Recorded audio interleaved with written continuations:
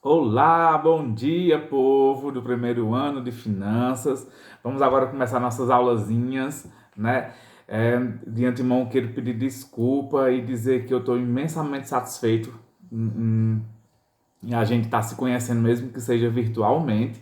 E já já a gente se encontra para se conhecer melhor e as nossas aulazinhas vão ficar mais dinâmicas, mais legais, né? Eu sei que essa questão das aulas virtuais nem todo mundo está tendo acesso, mas eu queria pedir que todo mundo tivesse o mesmo empenho, né? Que a gente continuasse nessa pegada legal que eu estava observando no grupo de vocês e que vocês têm. Tá bom? E já já a gente se encontra para ter esse momento mais afetuoso, né? De encontro. Então, nossa primeira aula de hoje, pessoal, a gente vai falar sobre contabilidade, né? Então, contabilidade básica, que é a nossa primeira disciplina, que a gente vai falar. Então, o que é contabilidade? Contabilidade nada mais é do que a ciência que estuda a variação do patrimônio. Então, o que é esse patrimônio? Patrimônio é todas as riquezas e endividamento de uma organização, de uma entidade. Né? Então, quando a gente se fala de entidade, a gente fala, quando a gente pensar em entidade, a gente pensa na empresa, né? Então, a contabilidade é justamente isso. Então, todas as movimentações, né? Toda essa aula de contabilidade, eu estou embasado no livro do Marion, né? Que ele diz o seguinte, no conceito de contabilidade. Todas as movimentações passíveis de mensuração monetárias são registradas pela contabilidade e em seguida resumem-se os dados registrados de forma em relatórios contábeis.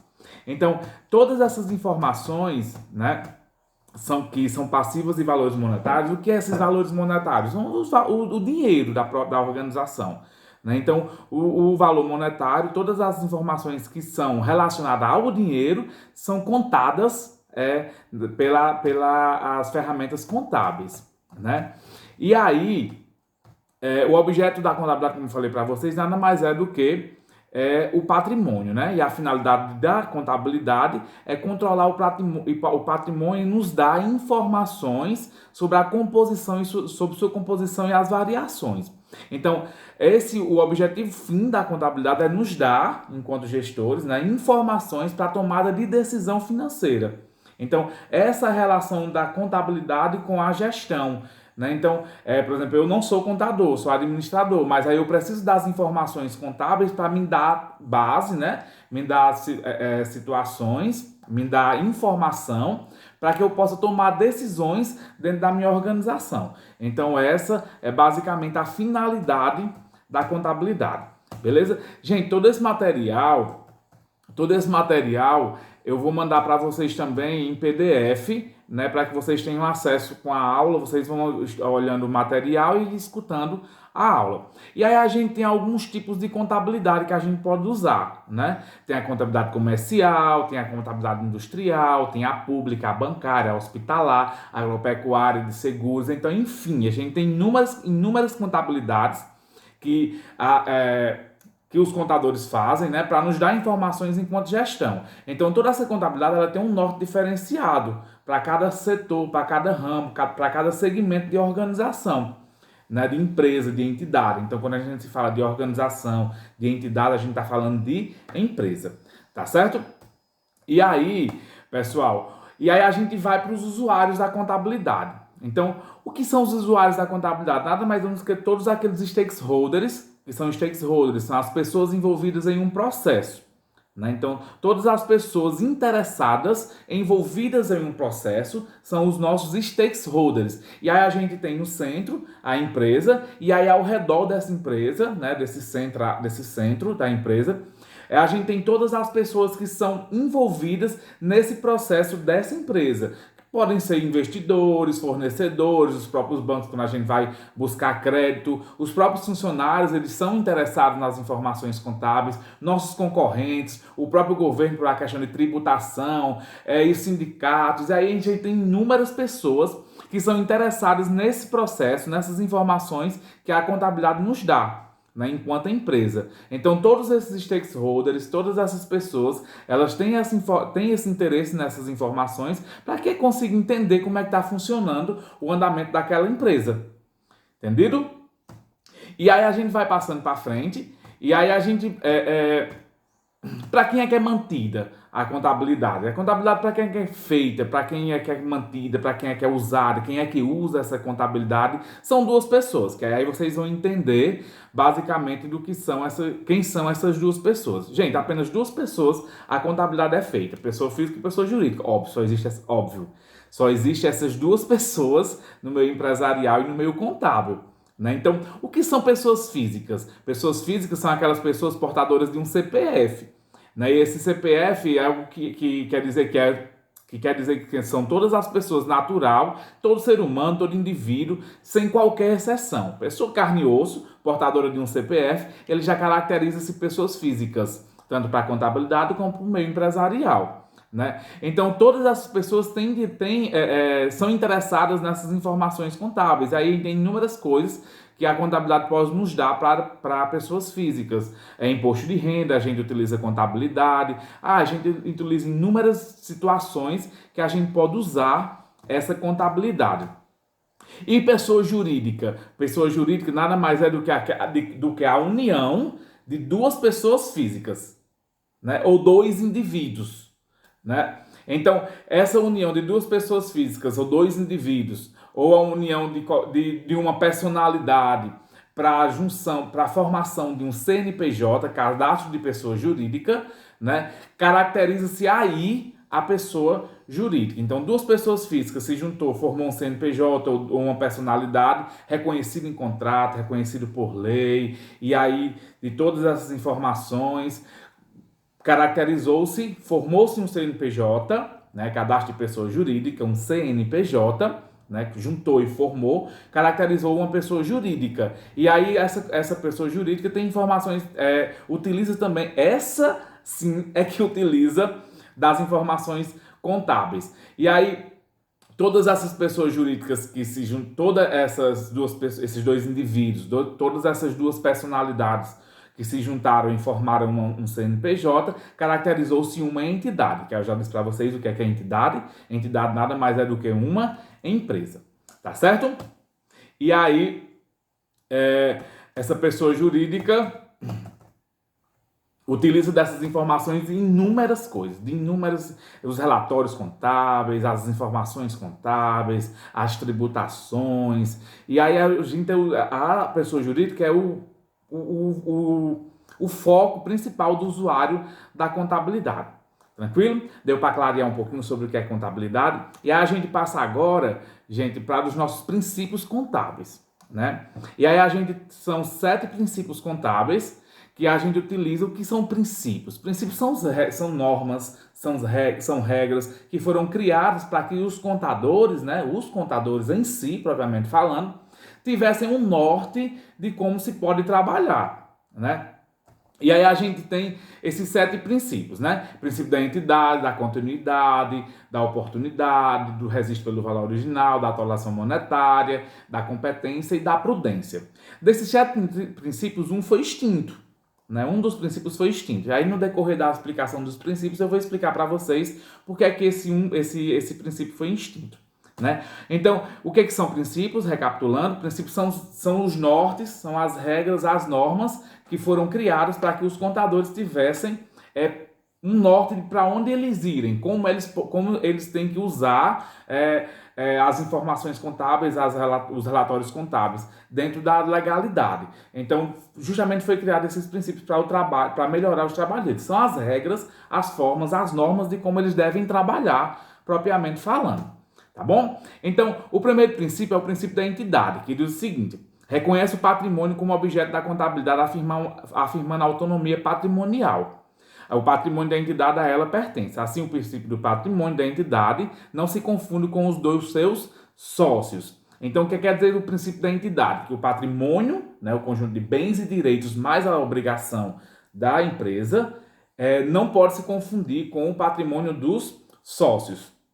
Então, os bens e os direitos da empresa é da empresa, do CNPJ. Os bens e os direitos do sócio é dos sócios, pessoas físicas que têm um CPF. Então, essas duas pessoas não devem se confundir. Né? O patrimônio de um é de um, o patrimônio do outro é do outro. A gente pode até usar um exemplo. Por exemplo, o sócio compra um carro para a amante dele. né, o sócio da empresa. Então ele não pode pegar esse carro que ele comprou e informar nos lançamentos contábeis, porque o carro não é da empresa, o carro é do sócio. Ele pode fazer umas retiradas de valores monetários e aí sim, essas retiradas devem ser lançadas nos relatórios contábeis para que ele consiga pagar o carro, mas que o carro é dele a empresa é outra história. Então não deve se confundir essa relação, esses sócios, né? Esse patrimônio de um. Então, vamos lá, tem um caso muito interessante, é muito usual nas empresas, né? Se vocês estiverem vendo os estágios, trabalhando alguma coisa, vocês vão observar muito isso. Por exemplo, chega o dono da empresa e manda pagar a conta da casa dele na conta bancária da empresa. Isso não deve acontecer, porque não pode se confundir os patrimônios de um com o do outro. Tranquilo? Então, o próximo princípio é o princípio da continuidade, que diz o seguinte: a continuidade ou não da entidade, bem como sua vida estabelecida ou provável, deve ser considerada quando da classificação e avaliação das mutações patrimoniais, seja elas quantitativas ou qualitativas. Então, quando se pensa no princípio da continuidade, pensa-se o seguinte: que a empresa ela não deve ser criada e pensada para que ela morra. A gente pensa na empresa para que ela perdure, para que ela demore, para que ela viva, para que ela sobreviva, para que ela se mantenha no mercado. Então, quando se pensa no princípio da continuidade, pensa justamente isso. Eu vou montar uma empresa, né? As duas pessoas físicas vão montar, ou a personalidade vai criar um CNPJ, né? As duas pessoas físicas ou a personalidade, uma pessoa só, vai criar o CNPJ. E essa empresa que foi criada, a gente vai pensar nela que ela cresça, que ela evolua, que ela tenha sua continuidade. Então a gente não vai pensar na empresa, então vamos lá, crescer, multiplicar e morrer, nascer, multiplicar e morrer, não pode. A gente tem que pensar que a empresa vai sempre ter uma continuidade. O princípio da oportunidade, que é o próximo princípio, diz o seguinte: os registros devem ser feitos imediato, ou seja, num tempo certo e na extensão correta, ainda que os valores sejam estimados. Então quer dizer que os lançamentos contábeis devem ser feitos no momento imediato, né, num tempo imediato, tanto no ativo quanto no meu passivo. O lançamento do ativo tem que ser feito naquela data exata e o do passivo também tem que ser feito naquela data exata. E aí o próximo princípio, que é o registro pelo valor original, que diz o seguinte: os registros devem ser feitos pelos valores originais da transação em moeda corrente, ainda que seja havido desvalorização monetária até o momento da realização do registro. Né? Então, quando se pensa em valor original, a gente quer pensar da seguinte forma: os lançamentos contábeis no ativo e no passivo, que aí vocês vão ter as próximas aulas, vocês vão entender bem direitinho o que seria ativo e passivo, né? E aí esses registros contábeis, eles são feitos de acordo com os valores originais da moeda corrente do país. Então a gente não tem como estar mensurando, né, idealizando valores. E o próximo princípio, que é o da atualização monetária, que esse da atualização monetária, ele foi o princípio que foi extinto da contabilidade, segundo a nova lei, né, que diz que devem ser reconhecidas as variações do poder aquisitivo da moeda nacional através do reajuste dos valores originais. É porque antigamente havia muita variação de atualização monetária, de valores monetários, mas aí diante hoje que não tem tanta atualização, não tem tanta atualização desses valores monetários, esse princípio, segundo a nova lei, ele foi extinto. Então, qual foi o princípio? Questão de prova. Qual foi o princípio contábil que foi extinto? Atualização monetária. O princípio da competência, né, o próximo princípio, que diz que as receitas e as despesas devem ser incluídas na apuração do resultado do período a que correspondem.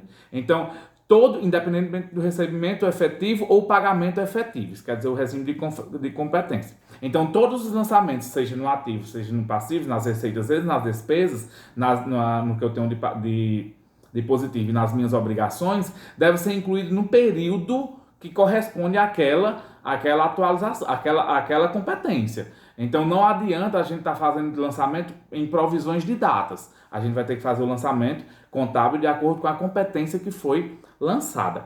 O próximo princípio, né, o princípio da prudência, que diz que determina a adoção dos valores menores para os bens e os direitos e os maiores para as obrigações. Então, o que é que acontece? Esse último princípio, que é o da prudência, gente, ele quer dizer que a gente tem que ser prudente nos lançamentos contábeis, quando não se sabe o valor exato que vai ser pago, ou que vai ser recebido, né? Então, vamos ser prudentes. Então, se você tem um recebimento e você não sabe quanto é que vai receber, então você vai lançar na competência, na época, né, no lançamento contábil, o menor valor. E se você tem um pagamento para ser feito, né, e você não sabe o valor exato, você vai lançar nessa sua competência o maior valor, que é o nosso passivo. Isso é uma relação para que a gente consiga ter uma DRE, né, um resultado de exercício equilibrada. Tá certo?